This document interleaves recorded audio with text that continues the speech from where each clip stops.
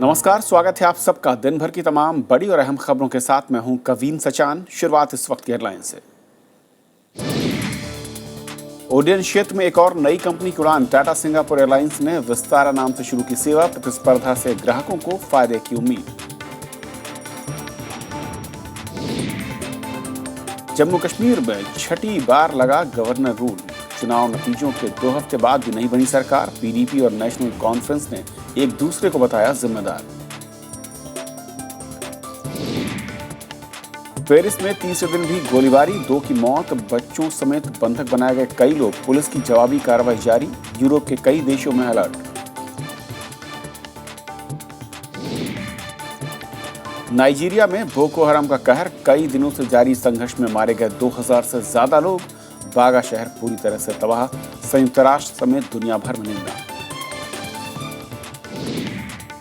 और मैत्रीपाला सिरिसेना बने श्रीलंका के नए राष्ट्रपति। महिंदा राजपक्षे की 4 लाख वोटों से हार। भारत ने जताई बेहतर संबंधों की उम्मीद। और देखते हैं हमारी पहली खबर। देश के उड्डयन उद्योग में आज एक और नई कंपनी ने उड़ान भरी। टाटा और सिंगापुर एयरलाइंस ने विस्तारा नाम से अपनी सेवाएं शुरू की। इसके साथ ही टाटा समूह ने उड्डयन क्षेत्र में एक बार फिर से कदम रखा है। विस्तारा ने ऐसे वक्त इस क्षेत्र में कदम रखा है जब पुरानी विमानन कंपनियां वित्तीय कठिनाइयों के दौर से गुजर रही हैं। सरकारी कंपनी एयर इंडिया भी खस्ताहाल है। टाटा सिंगापुर एयरलाइंस की साझा कंपनी विस्तारा की सेवा ऐसे वक्त शुरू हुई है जब ईंधन की ऊंची कीमतें, निवेश की कमी और दूसरी वजहों से इस क्षेत्र की कंपनियां मुश्किल में हैं। कर्ज न चुका पाने की वजह से किंगफिशर एयरलाइंस की उड़ानें बंद हो चुकी हैं। स्पाइस जेट भी दिक्कत में है। फिर भी विस्तारा का मकसद एयर इंडिया और जेट एयरवेज जैसी बड़ी कंपनियों से प्रतिस्पर्धा कर प्रभावी मौजूदगी दर्ज कराना है। जानकारों का मानना है कि स्पाइस जेट के भविष्य को लेकर आशंकाएं गंभीर खिलाड़ियों के लिए मौका बन सकता है। Large class of business travelers and government travelers who have certain entitlements, and they are then not bothered about the price flexibility. So that niche market, if they are able to capture over time, will be their strong point. Otherwise, yes, I mean it is true that low-cost carriers are leading the Indian aviation, and I think over 70% of the passengers are traveling in low-cost carriers. नागरिक उड्डयन महानिदेशालय की 2014 की सालाना report के मुताबिक उड्डयन बाजार में एयर इंडिया की हिस्सेदारी 18.4% थी, जेट एयरवेज की 17.3% और गो एयर की हिस्सेदारी 9.2% थी। वहीं इंडिगो की हिस्सेदारी सबसे ज्यादा 31.3%, जबकि स्पाइस जेट की 18.2% थी। भारत का नागरिक विमानन उद्योग आज भी 9% की तेज दर से बढ़ रहा है। जानकार मानते हैं कि विस्तारा के आने से बाजार में बढ़ने वाली प्रतिस्पर्धा यात्रियों के लिए मुनाफे का सौदा होगी। SpiceJet, will it come out of the crisis or whether the crisis will deepen further? That will be very important. If SpiceJet loses market share, then the new player and others will try to grab it. At the same time, SpiceJet can also bounce back, which means competition will be tougher. Vistara फिलहाल घरेलू मार्गों पर उड़ान भरेगी। विदेशों तक उड़ान भरने के लिए भारत के नियम अलग हैं। कंपनी 5 साल पुरानी होनी चाहिए और उसके पास 20 विमान होने चाहिए। एक अनुमान के मुताबिक विस्तारा के पास 2017 तक ही 5 विमान होंगे। राजकमल राव, राज्यसभा टीवी। और इस मुद्दे पर और बातचीत करेंगे। हमारे साथ खास मेहमान हर्षवर्धन साहब हैं, जो कि चेयरमैन हैं स्टार एयर कंसल्टिंग से। हर्ष जी, स्वागत है आपका। सबसे पहले तो भारतीय एविएशन सेक्टर के लिहाज से यह खबर कितनी महत्वपूर्ण आपकी नज़र में है? देखिए, जब भी कोई एक नई एयरलाइंस किसी विमान पटल पर उड़ान भरती है तो ये देश के लिए एक बहुत ही अच्छी खबर होती है, क्योंकि एक तो आप एक नई एस्पिरेशंस के साथ उड़ते हैं, नई सेवाएं देते हैं, अपने नए रूट्स की तरफ बढ़ते हैं। उससे ज़्यादा क्या है कि एविएशन विश्व के में सबसे विजिबल इंडस्ट्री है, तो उससे जो अंतर्राष्ट्रीय समुदाय है उसमें एक बहुत अच्छा मैसेज जाता है देश की जो इकोनॉमी है उसके बारे में और उसके ग्रोथ पोटेंशियल के बारे में। तो मैं इसे मानता हूँ कि ये देश के लिए एक अच्छी खबर है, विमानन क्षेत्र के लिए अच्छी खबर है और यात्रियों के लिए बहुत अच्छी खबर है। लेकिन जिस तरह से अब तक हालात हैं, भारतीय मैं कहूँगी कंपनियों की हालत खस्ता है, चाहे वो सरकारी कंपनियां हों या बड़ी दिग्गज धुरंधर प्राइवेट कंपनियां हों।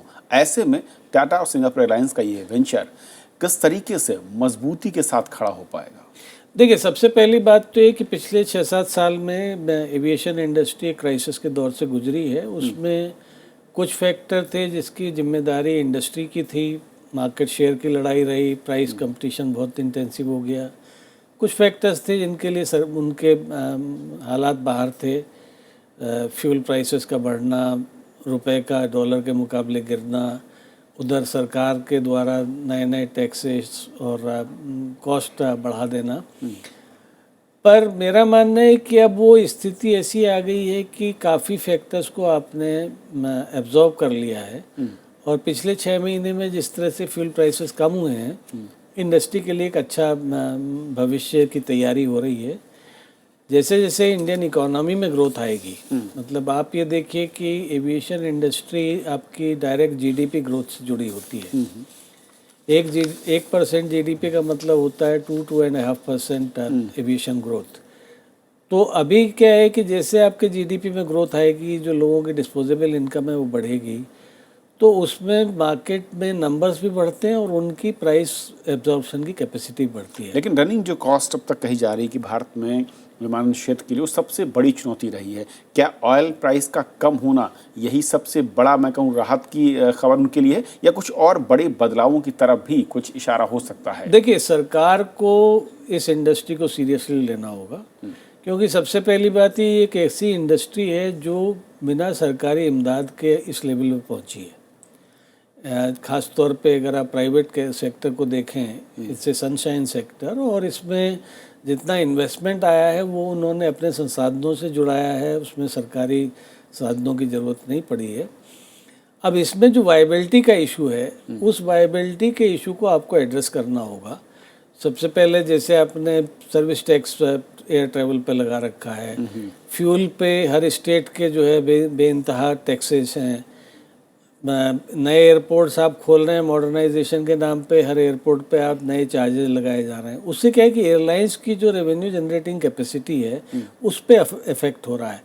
तो जब तक सरकार उसको एक सीरियसली नहीं लेगी, इनफैक्ट मैं आपको बताऊं कि 2002 के आसपास वाजपेयी सरकार में एक प्रयास हुआ था, जब फेयर्स और ये टैक्सेशन थोड़े रेशनलाइज करे गए थे, उसी टाइम एक तरह का डीरेगुलेशन को और स्ट्रीमलाइन करा गया था। उसके जो इफेक्ट आया तो आपने देखा कि अगले 2-3 साल के बाद एविएशन एक बहुत ही तेज़ी से बढ़ा। तो कहीं ना कहीं सरकार को दोबारा उस तरह से एक बार देखना होगा। लेकिन जिस तरह के हालात हैं हरजी की एक तरफ जो कस्टमर है, जो यात्री है, वो बहुत ही सस्ते किराए की तरफ आकर्षित होता है। कंपनियों के पास जो बजट है और जिस तरीके का सिस्टम है टैक्स का हिंदुस्तान में, वो उनके लिए चुनौती भरा है। सिर्फ मैं इसलिए बार बार कह रहा हूँ कि तेल की कीमतें ज़रूर के पक्ष में खड़ी होती नज़र आ रही हैं। इसके बावजूद कितना दम नज़र आता है इस कंपनी में और इस पहल में कि वो भारतीय जो एक मैं कहूँ कि क्षेत्र है वहाँ पर एक लीडर बनने की जो अपॉर्चुनिटी कही जा रही है, क्या वाकई इस तरह की संभावना है? देखिए, सबसे पहली बात तो ये कि जो फ्यूल का इशू है वो तो एक अपनी जगह है। जो सबसे इम्पोर्टेंट फैक्टर है हिंदुस्तान की एविएशन इंडस्ट्री का, वो है हिंदुस्तान के ग्रोथ पोटेंशियल। जो हमारी ट्रैफिक ग्रोथ है और जो हमारा पेनिट्रेशन है वो अभी भी इतना कम है कि अभी हमारे लिए एक बहुत लंबा रास्ता हमें तय करना है। तो वहाँ पे एक अपॉर्चुनिटी बहुत बड़ी है हमारी एग्जिस्टिंग एयरलाइंस के लिए भी और नए कैरियर्स के लिए भी, और उसी तरफ ये लोग देखते हैं। रही बात इसकी कि जो अभी आज एक नया प्रयास हुआ वो कितना सफल होता है, इसमें थोड़ा समय लगेगा, क्योंकि ख़ास तौर पे जिस तरह से वो निश मार्केट को टारगेट कर रहे हैं, तो एक तो निश मार्केट से वो कोई कभी वॉल्यूम प्लेयर नहीं बन पाएंगे। अगर उनको वॉल्यूम प्लेयर बनना है तो उनको मास मार्केट की तरफ जाना होगा। दूसरा फैक्टर ये कि निश मार्केट अपने आप में कितना सक्सेसफुल होता है, क्योंकि अगर आप इंडियन कस्टमर को देखें तो Indian customer value for money पे जाता है। यानी सिर्फ निश मार्केट के सहारे आप खड़े नहीं हो सकते। मेरा तो अपना मानना ये है, बाकी आगे आने वाला या तो आप बहुत छोटे कैरियर के तौर पर ऑपरेट करते रहें तो कुछ चुनिंदा सेक्टरों पे आप एक निश मार्केट में रह सकते हैं, अगर आपको एक नेशनल प्लेयर बनना है तो आपको जो है वॉल्यूम मार्केट में जाना होगा। और आप थोड़ा बहुत दूसरे कैरियर से मार्जिनली ज़्यादा चार्ज कर सकते हैं। हालांकि अभी आप देखिए जो एग्जिस्टिंग फुल सर्विस कैरियर्स हैं और लो कॉस्ट कैरियर में जो कंपटीशन है, अब उसमें प्राइस डिफरेंशियल नहीं रह गया है, उसमें सीट अवेलेबिलिटी की लड़ाई है। और इनफैक्ट जैसे आपने देखा इंडिगो का मार्केट शेयर सबसे ज़्यादा है। इंडिगो लो कॉस्ट कैरियर होने के बावजूद प्रीमियम प्राइसिंग ले रहा है बिकॉज ऑफ देयर रेपुटेशन। उस रेपुटेशन को बिल्डअप करते करते नए कैरियर को टाइम लगता है, तो आगे आने वाला समय बताएगा। दूसरी बात ये कि मैंने बहुत देखा कई बार कैरियर्स अपने नई नई अच्छी स्कीम्स लेके आते हैं, उनका एक मॉडल होता है, जब वो देखते हैं कि मार्केट में वो टिक नहीं पा रहे हैं तो अपने मॉडल को चेंज कर देते हैं। तो अभी थोड़ा ये जल्दबाजी होगी, पर मेरा मानना है कि एक तो इन लोगों के एंट्री खासतौर पे जैसे एयर एशिया आया, अब ये आए हैं, एक एंट्री थोड़ा बेहतर टाइम पे आई है क्योंकि जब मार्केट में एटलीस्ट कुछ तो रिलीफ आया है, प्राइस कम हुए हैं।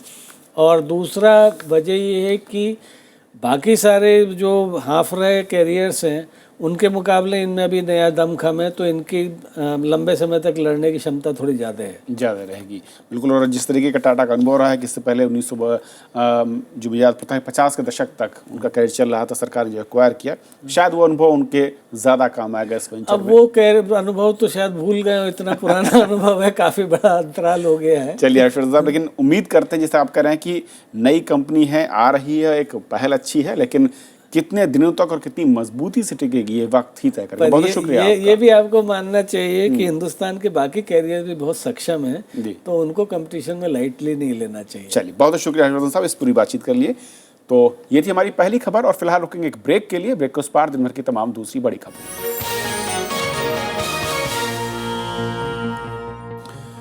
सरकार गठन की उम्मीद और आशंकाओं के बीच जम्मू कश्मीर में गवर्नर रूल लगा दिया गया है। हालांकि जम्मू कश्मीर में मौजूदा विधानसभा का कार्यकाल 19 जनवरी को खत्म हो रहा है, लेकिन नई सरकार के गठन में राजनीतिक दलों के नाकाम रहने के बाद ये कदम उठाया गया है।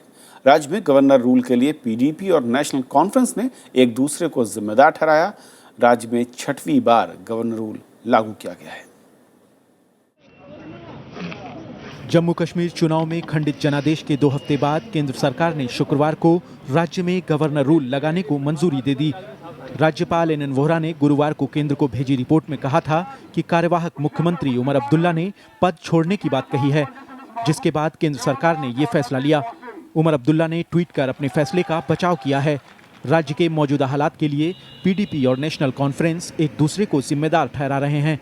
जमहूरियत का तकाजा है, जो सबसे बड़ी पार्टी होती है, जो इस केस में पीडीपी है, उनको सामने आना चाहिए, अपनी सरकार बनानी चाहिए और सरकार की जिम्मेवारियां संभालनी चाहिए। ये एक डेमोक्रेटिक कन्वेंशन को उन्होंने तोड़ा है, ये तो खाली उसी का काम है, ये तो हर जगह होता है, तो उससे थोड़ी गवर्नमेंट बनाने की जो प्रक्रिया है वो जारी रहेगी। बीजेपी ने राज्य में गवर्नर रूल लगाने के कदम का बचाव किया है। पार्टी का कहना है कि राज्य में सरकार गठन को लेकर सभी विकल्प अभी भी खुले हैं। एक डेमोक्रेटिक प्रोसेस के अंतर्गत बातचीत चल रही है, जो गवर्नेंस है उसे सफर नहीं करना चाहिए। ऐसे में संविधान के अनुसार जो भी वाजिब कदम है वो उठाया गया है।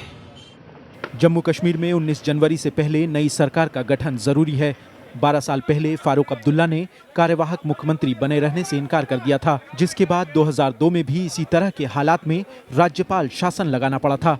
विशाल दहिया, राज्यसभा टीवी।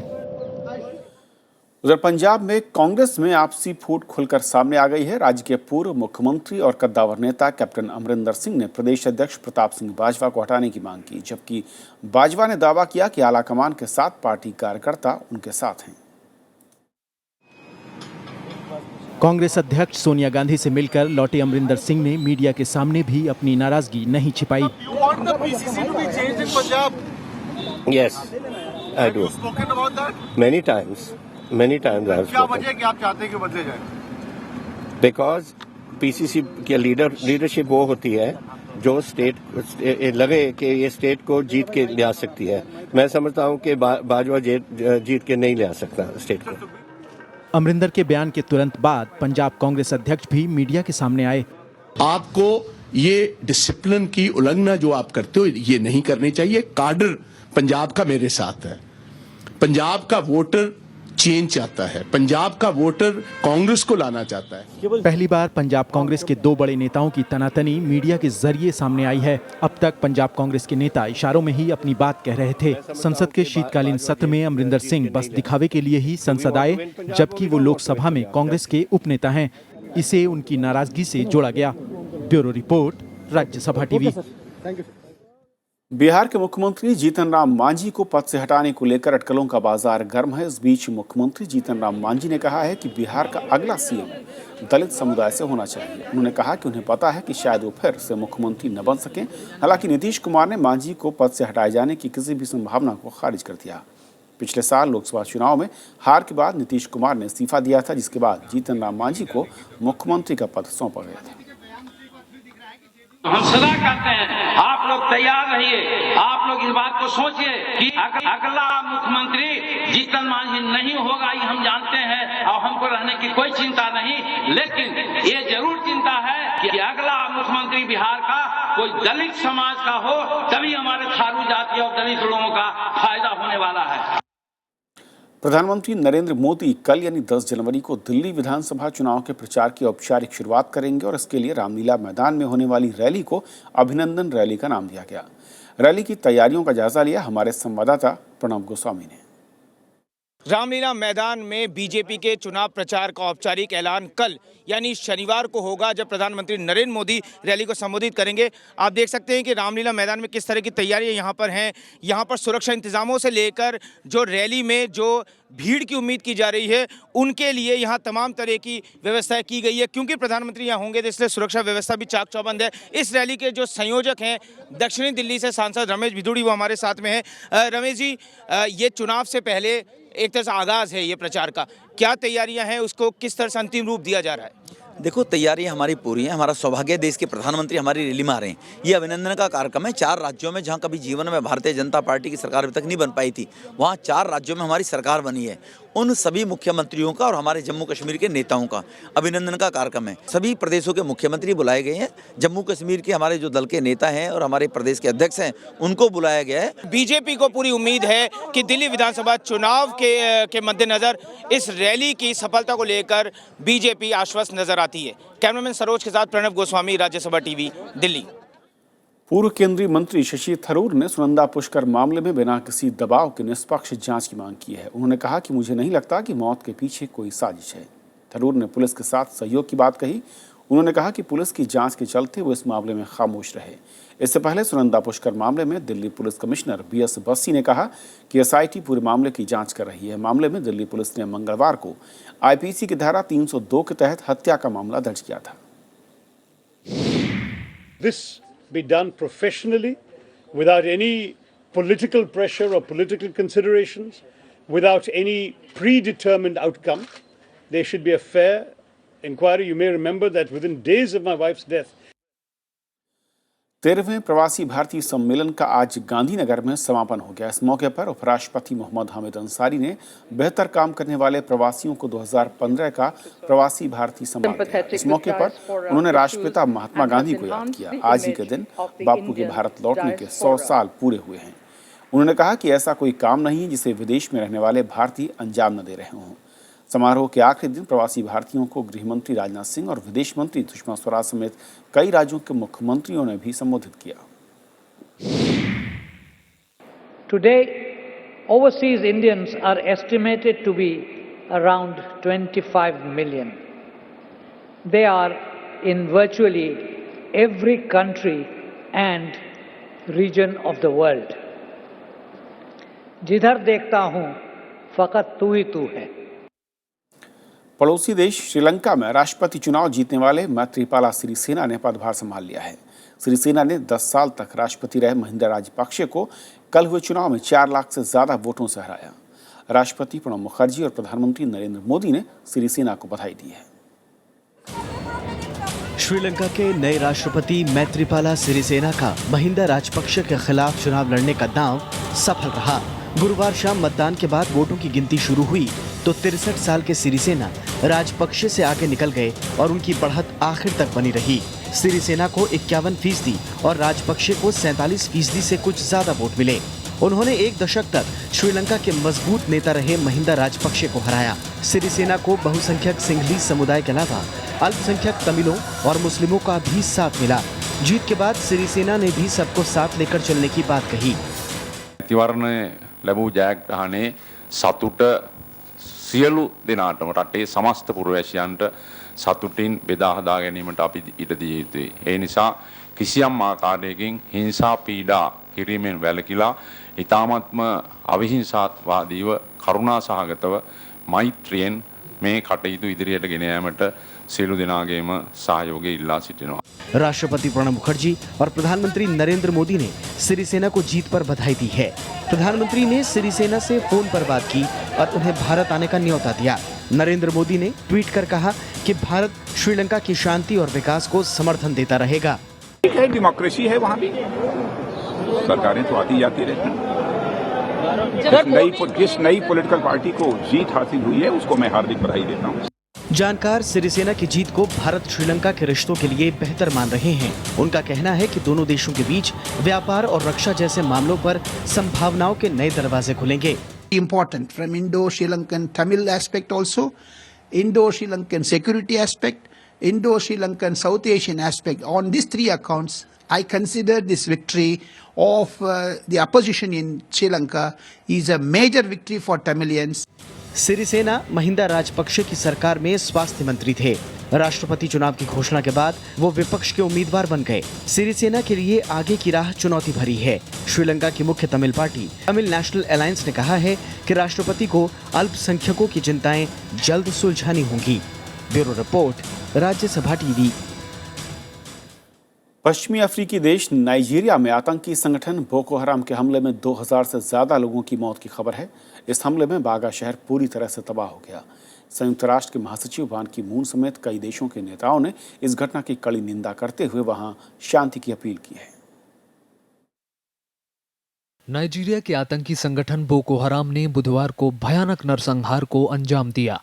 अलग अलग मीडिया रिपोर्ट्स के मुताबिक बोको हराम के हमले में 2000 से ज्यादा लोगों के मारे जाने की आशंका है। अधिकारियों के मुताबिक बोको हराम के आतंकियों ने 16 कस्बों और गांवों को पूरी तरह तबाह कर दिया। स्थानीय अधिकारियों के मुताबिक बोको हराम आतंकियों ने बागा और डोरोन बागा समेत कई इलाकों को जलाकर राख कर दिया। बोको हराम इस्लाम के उस संस्करण को प्रचलित करता है जिसमें मुसलमानों को पश्चिमी समाज से संबंध रखने वाली किसी भी राजनीतिक या सामाजिक गतिविधियों में भाग लेने से मना किया जाता है। आतंकी नाइजीरिया को इस्लाम राज्य बनाने की कोशिश में है। नाइजीरिया में जारी हिंसा के चलते पिछले साल 10,000 से ज्यादा लोगों की मौत हुई थी और अब तक करीब 15 लाख लोग विस्थापित हो चुके हैं। संयुक्त राष्ट्र के महासचिव बान की मून ने नाइजीरिया में जारी हिंसा पर चिंता जताई है और तमाम देशों ने भी वहां शांति की अपील की है। My heart aches at the thought of the suffering of the girls and boys kidnapped by the brutal extremist groups Boko Haram and Daesh. I would like to make a special appeal to the conscience of all those involved in senseless violence. Boko हराम Nigeria का आतंकी संगठन है। धर्मगुरु मोहम्मद यूसुफ ने 2002 में Boko हराम का गठन किया। इसका मकसद मौजूदा सरकार का तख्ता पलटकर इस्लामिक राज्य कायम करना है। बोको हराम का आधिकारिक नाम जमाते अहली सुन्ना लिदावती वल जिहाद है। नाइजीरिया के उत्तर पूर्वी शहर मेडुगुरी में इस संगठन का मुख्यालय था और यहाँ रहने वाले लोगों ने इसे बोको हराम का नाम दिया। 1903 में जब उत्तरी नाइजीरिया, निजेर और दक्षिणी कैमरून के इलाके ब्रिटेन के नियंत्रण में चले गए, तब से वहां मुस्लिम आबादी वाले इलाकों में पश्चिमी शिक्षा का विरोध शुरू हो गया। Bureau report, Rajya Sabha TV. France की राजधानी में एक बार फिर गोलीबारी की खबरें हैं। समाचार एजेंसी AFP के हवाले से खबर है कि इस गोलीबारी में 2 लोगों की मौत हुई है, जबकि कई लोगों को बंधक बनाए जाने की बात भी कही जा रही है। बंधकों में बच्चे भी शामिल हैं। वहीं फ्रांस में आतंकियों की धरपकड़ के लिए ऑपरेशन जारी है। कार्टून मैगजीन शार्ली एब्दो पर हमले के 2 आरोपियों के पूर्वोत्तर पेरिस के घर में छिपे होने की खबर है।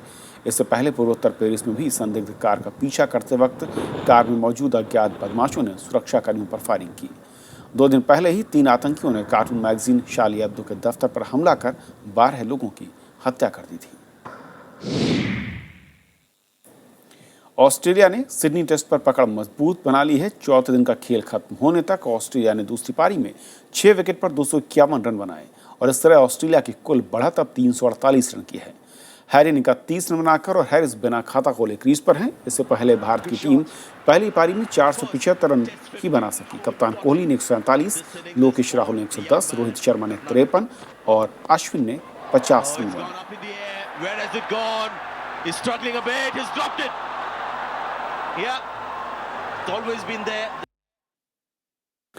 तो खबरों के आज के सफर में इतना ही, लेकिन जाते जाते छोड़ जाते हैं देश की कुछ बड़ी और अहम खबरों के साथ। नमस्कार। 2G स्पेक्ट्रम मामले में भारतीय एयरटेल के सीएमडी सुनील मित्तल और एसआर ग्रुप के प्रमोटर रवि रोया को राहत मिली है। सुप्रीम कोर्ट ने इन दोनों को निचली अदालत में पेशी से छूट दे दी है। सुप्रीम कोर्ट ने मित्तल और रवि रोया को आरोपी के रूप में तलब करने का विशेष अदालत का फैसला खारिज कर दिया है। डीएमके की सामान्य परिषद ने एम करुणानिधि को 11वीं बार पार्टी का अध्यक्ष चुन लिया है। इसके साथ ही वो अगले 5 साल तक पार्टी की जिम्मेदारी संभालेंगे। पिछले साल लोकसभा चुनाव के दौरान करुणानिधि ने संकेत दिया था कि ये उनका अंतिम प्रचार अभियान हो सकता है। असम पुलिस ने कोकराझार जिले से एनडीएफबीएस के 6 उग्रवादियों को गिरफ्तार किया है। इसमें संगठन का एरिया कमांडर मिथंगा भी शामिल है। पिछले दिनों यहां आदिवासियों के नरसंहार में इन्हीं उग्रवादियों का हाथ था। दिल्ली के राम मनोहर लोहिया अस्पताल में आज सुबह स्वाइन फ्लू की वजह से 38 साल की महिला ने दम तोड़ दिया। इसके साथ ही दिल्ली में स्वाइन फ्लू से मरने वालों की तादाद बढ़कर 3 हो गई है, जबकि कुल 31 लोग इसी बीमारी से पीड़ित हैं। एयर एशिया के दुर्घटनाग्रस्त विमान के ब्लैक बॉक्स डेटा रिकॉर्डरों से सिग्नलों की पहचान हो गई है। खोज अभियान में जुटे वरिष्ठ अधिकारी ने बताया कि गोताखोर उन संकेतों तक पहुंचने की कोशिश कर रहे हैं। हालांकि ये काम मौसम और समुद्री लहरों की स्थितियों पर निर्भर करेगा। इस कारोबारी हफ्ते के आखिरी दिन भी भारतीय शेयर बाजार में तेजी दर्ज की गई। सेंसेक्स 184 अंक उछलकर 27,498 के स्तर पर बंद हुआ, जबकि निफ्टी 50 अंक चढ़कर 8,289 अंक पर बंद हुआ।